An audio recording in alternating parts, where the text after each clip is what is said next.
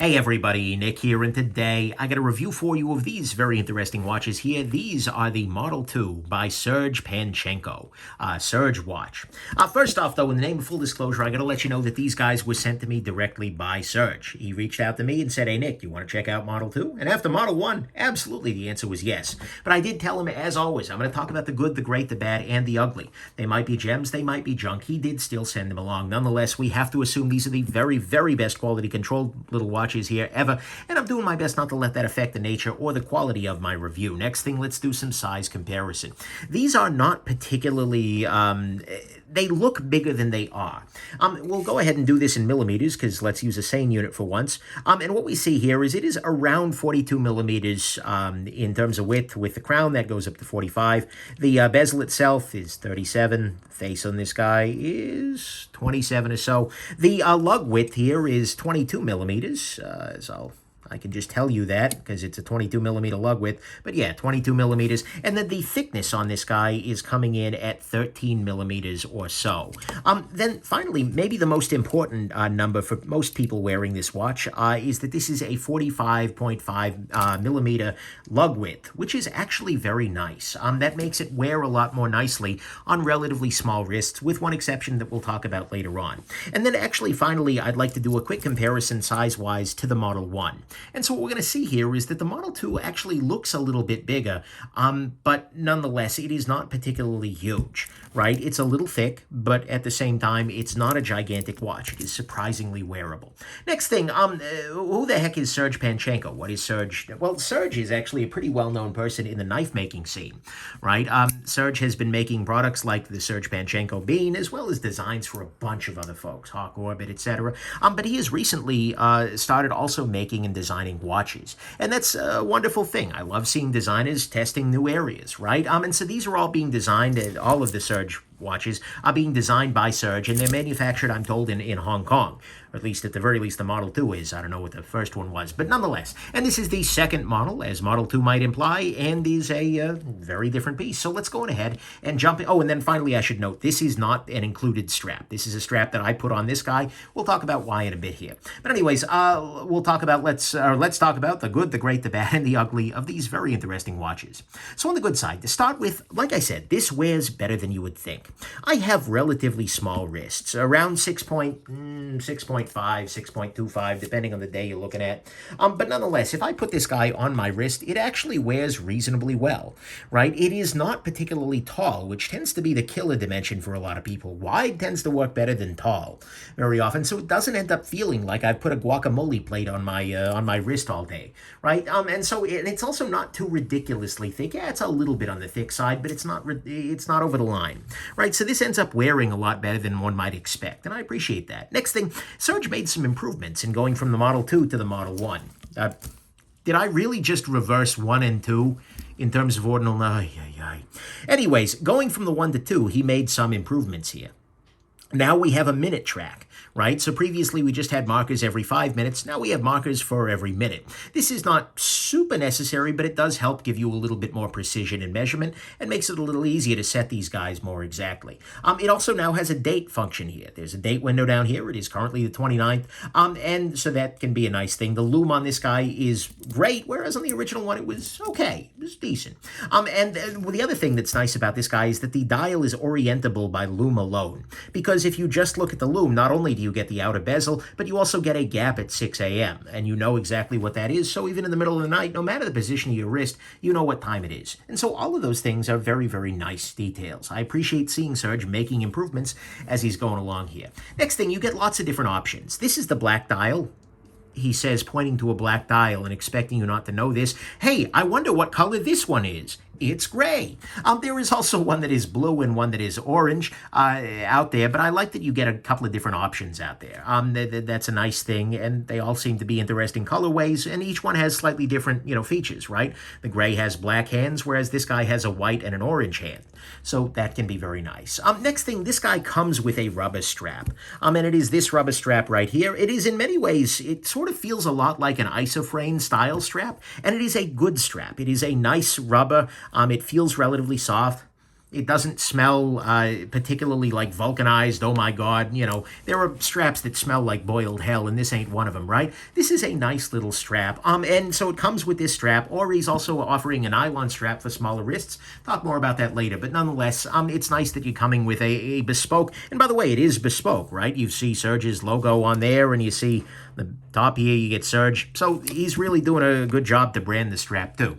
Next thing, this is legible. This is a very easy watch to read. You can kind of read it with your eyes crossed if you'd like. And both models are very, very legible. And I like going, by the way, with the black hands on top of the gray dial.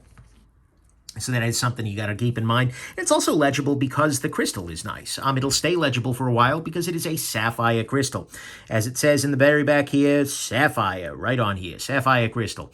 And so that can actually be very nice. And it has an interior anti-reflective coating, which makes this guy reflect things a lot less than you might expect otherwise.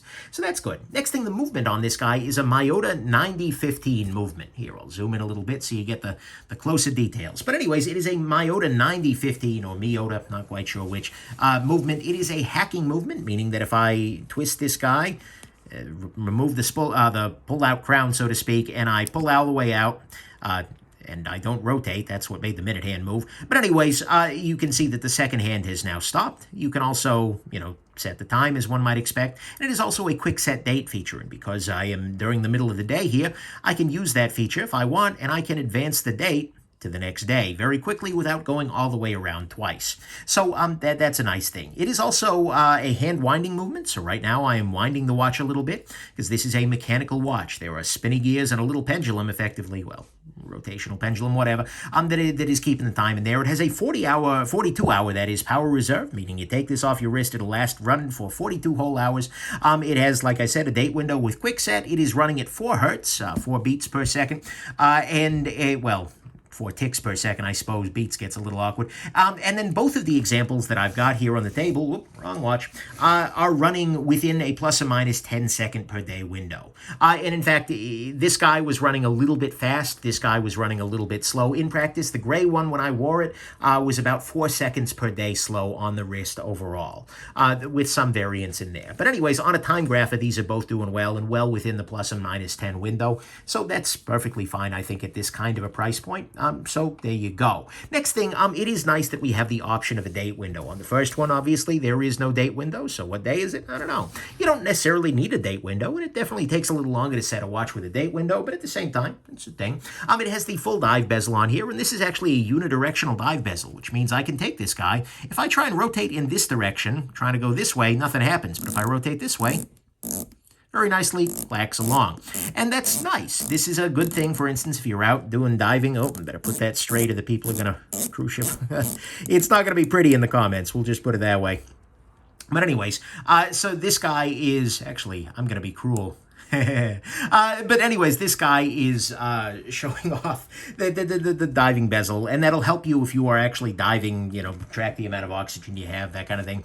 That's nice. It is also a very nice action. It's very straightforward. It works, no problem there.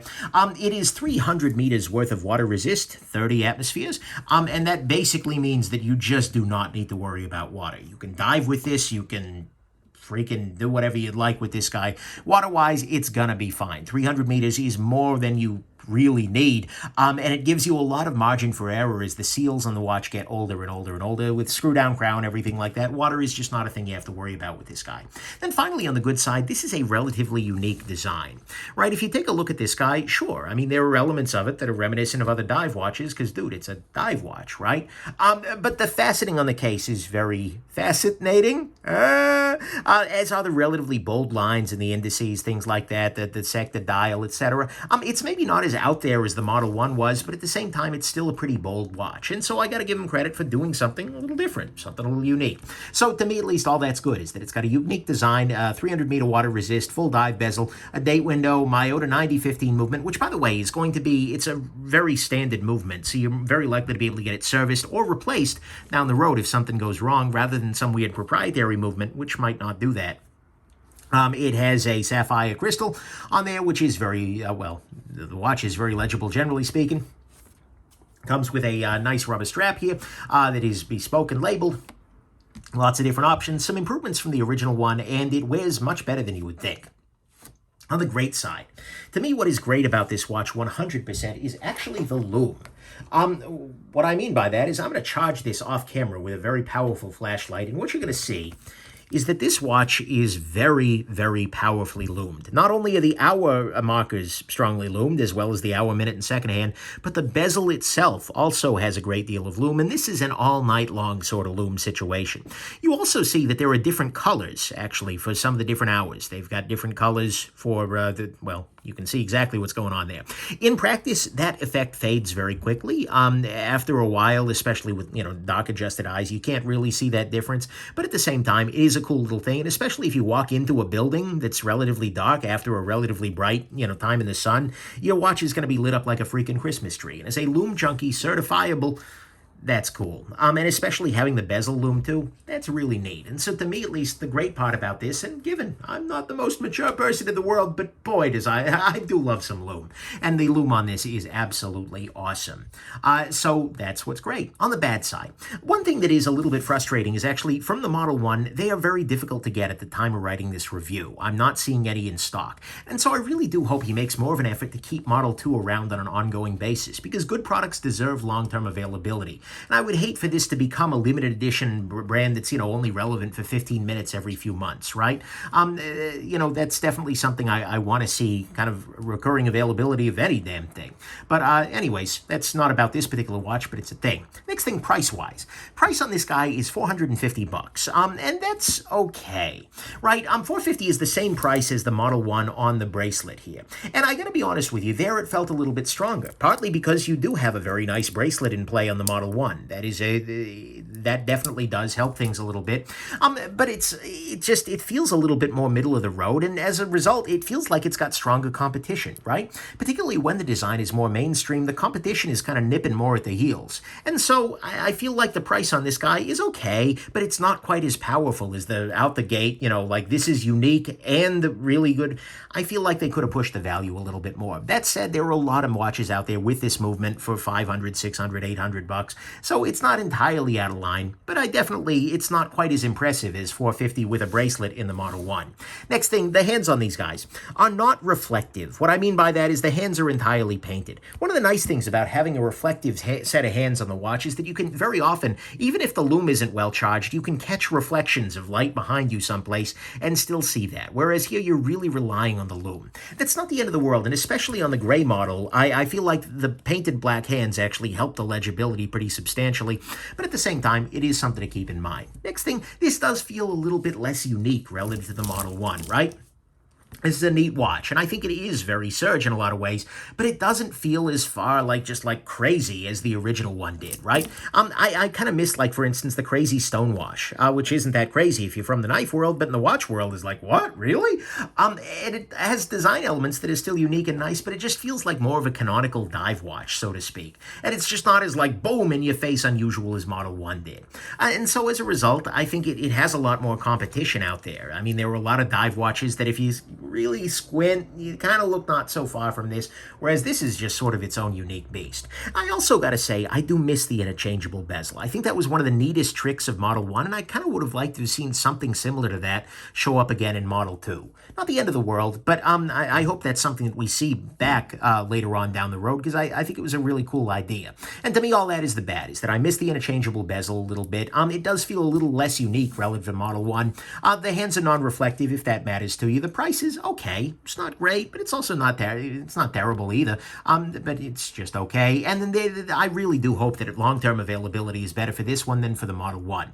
On the ugly front, there is one ugly issue for a subset of viewers. The wrist strap on this guy, according to Serge's specs, has a minimum diameter of 6.75 inches and a maximum of 8.5 inches. And I'm sorry, that's not diameter. I believe that to be circumference, because diameter would be oh my God. Anyways, the circumference is a little bit small. And so I'm actually going to put this guy on my wrist right now, and I'm going to show you exactly what I mean. My wrists, like I said, are around 6.5, 6.25. And what we see is we very, very quickly go past the territory of the adjustment, and then into circular land. And so I can't quite get to the next circle. I can put the tongue through that circle, but it's not really the right fit for me, and it ends up looking weird with a lot of tail hanging up. This is just not a strap that works for me. I put it on and very instantly knew, like, oh, you didn't design this for me. That, to me, is a design flaw, right? Certainly, I have smaller wrists than some, but no, you need to do a little bit better than that. I appreciate that he is going to ship a simpler nylon strap for folks of slighter wrists, but I do hope that there's a short rubber strap in the works if he's going to keep doing this. If he's ever going to use this bracelet again, he needs to offer a short version, or at the very, very least, scale this up further. If they just had like 2 dots here and then all kinds of adjustment, then this would be very, very accessible. But that was just a little bit of a fail there, I feel like. And so, especially given, by the way, that this is, if this were like a 52 millimeter giganto dinner plate sort of watch, then okay, sure, whatever. That's not going to work on my wrist anyways. But this being a relatively wearable watch in terms of lug-to-lug distance, having the bracelet stop me, well, I'm sorry, the strap stop me, it felt like a bit of a shame. So, to me at least, that's what's ugly here, is that the rubber bracelet is simply not designed for me, and there is unfortunately not a short rubber bracelet that is available, although he is making other straps available for you in the ordering process. Final conclusion, though, putting that aside, you know what? This is a pretty great watch because it is surprisingly wearable, even on a smaller wrist, especially on another strap. Well, only on another strap. It's got some improvements from Model 1. It's got lots of options, a nice strap. It's got good readability, sapphire crystals at this kind of price point, which, by the way, you are not going to find in a lot of equivalent mechanical pieces from big brands. It's got a Miyota 9015 movement, a date window, a dive bezel, great water resistance, unique design, and really awesome lume. 100%. It's still going in there. Right? Of course it's still going, but even at this kind of a brightness level, it's still there. The price is a little less inspiring this round without the bracelet on board. And by the way, I do miss the lack of bracelet, right? The bracelet definitely made this guy heavy, but it was a really nice little touch. But anyways, I miss the lack of bracelet, making the price a little bit less inspiring. The hands aren't super reflective. The design feels a little less out of left field. I miss the interchangeable bezel magic. And the rubber strap is a non-starter for smaller wrists. Ultimately, I gotta be honest with you, this has been a little tricky for me as a reviewer, right? Because when your very literal first experience of putting on a watch is, no, you can't wear this, not yours, that's very frustrating to me. And, you know, Serge was very sympathetic, and I think it caught him off guard. I may be the first person with wrists this size he's shown one to. But nonetheless, there was definitely frustration there. And although I'm glad that he's going to make it right for the small wrist crew in other ways, it was a disappointment. But I'm very glad that I powered through and threw it on a strap I like, in this case an MN strap by Erica's Originals. But nonetheless, this watch, once I actually put it on there and put it on a strap that fit me, turns out to be really good. It is objectively a gem. I like this watch a whole lot because it is wearable, it is legible, it is durable, it is just as nice during the daytime as it is at night, and I think a lot of folks are really going to enjoy this too. It's got a lot of good and relatively little bad, and if you're not committed to this particular bracelet, you know what? It will work for a large diversity of wrists, way more than you might expect. So, and I think this design is also going to be a lot more widely appealing than Model 1. I actually, though, think that's kind of good and bad at the same time, right? If we compare this guy to the Model 1, this is a much safer design. Model 2 is a much safer work, right? Model 1 was very polarizing. I had a bunch of folks who really, really hated it.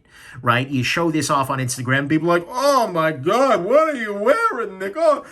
As opposed to, but you also get the people who are very, very passionate about it, who look at it and like, wow, that's different. I like that, right? A lot of folks said, oh, I'm not into watches, but I'm into that. And you know what? I like that. I think that's an approach. And I think Model 2, though, is much more mainstream. It's kind of a Sergified version of something much more normal. Seiko Turtleish, but with a different aesthetic, maybe. And so I think there are going to be a lot more people who find it nice and interesting, but I don't know that it's going to inspire the same passion as the Model 1 did for a lot of folks. And so to me, actually, one of the weirdest takeaways of this review is that this is my Model 1, and I actually do wear it, and I do wear it on the bracelet. Despite it being very heavy, very kind of weird, big, square, unusual, I still like it. I think part of the reason I like it and I wear it is so damn different. It is a thing that I look in my watch box, and this is fundamentally not doing the same thing as everything else there. And I think that's part of the reason I'm so passionate about Model 1, even if I didn't get it at the time. I didn't understand that yet. And I think that's also why Model 2 doesn't inspire as much passion for me, despite being excellent in its own right, because it's just not as off the beaten path. Reviewing this, I realized that I, as somebody with too damn many watches, I really want the wild. I want Serge to go nuts. And so I hope he experiences another surge of weirdness when he's designing Model 3. But that said, particularly if you've got the wrist to use this big old strap here, this is a great choice. And it's a great choice that's likely to appeal to a much greater audience, right? There are going to be a lot more people, I think, who love this guy than who really love this one. And it shows us also that Serge can design something that isn't as weird, a great practical everyday diver that continues to do the watchmaking parts right. This is a watch that is an excellent watch sort of in its own right, even against its competition. Sorry about that. Talking with the hands too much. Yet at the same time, it is interesting and different in the design world. It blends in a little bit more, but it is still damn functional in the process. So if you're a fan of Serge's design work, or you just want to try a weird micro-brand diver, then you know what? Even if you didn't like this one, I think you're going to like this. Or if you did like this one, you're going to like this model too. Okay, that was really bad. I'm sorry. Anyways, I hope this has been interesting to you, that the review didn't take too much of a dive there at the end, and that you have yourselves just an absolutely wonderful rest of your day. Bye now.